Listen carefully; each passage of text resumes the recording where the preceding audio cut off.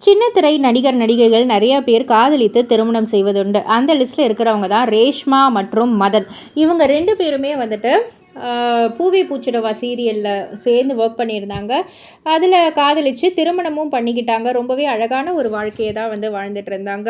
So, இப்ப எல்லாருமே ஒரு சில வாரங்களாக சொல்ற ஒரு விஷயம் என்னன்னா, 2 பேருமே விவாகரத்து வாங்க இருக்காங்க. டிவோர்ஸ் வாங்கிக்க போறாங்க அப்படின்ற ஒரு விஷயம் தான். இது ரசிகர்கள் எல்லாருக்குமே வந்து ஷாக் ஆயிருக்கு. அண்ட் அது மட்டும் இல்ல, பல வாரங்களா இந்த செய்தி சோஷியல் மீடியால உலா வந்துகிட்டு இருக்கு. ஆனா, இதுக்கு மறுப்பு தெரிவிச்சு 2 பேர் சைட்ல இருந்தும் எந்த ஒரு கிளாரிஃபிகேஷனும் வரவே இல்ல.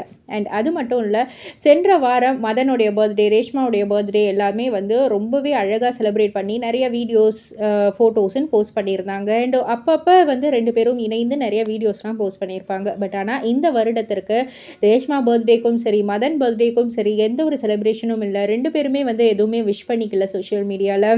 அண்ட் அது மட்டும் இல்ல, பல மாதங்களாக 2 பேரும் தனித்தனியா தான் வந்து வீடியோ போட்டுட்ருக்காங்க. சேர்ந்து இருந்த வீடியோவே வந்து இல்லாம போயிடுச்சு.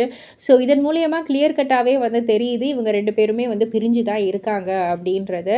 ஸோ, இவங்க 2 பேருமே வந்து டிவோர்ஸ் அஃபிஷியலா அனௌன்ஸ் பண்ண இருக்காங்கன்ற மாரியும் வந்து செய்திகள் வந்துகிட்டு இருக்கு. ஸோ, இவங்க 2 பேருமே வந்து வாய தொறந்தா தான் இதற்கு வந்து ஒரு முற்றுப்புள்ளி வைக்க முடியும். பொறுத்திருந்து பார்ப்போம்.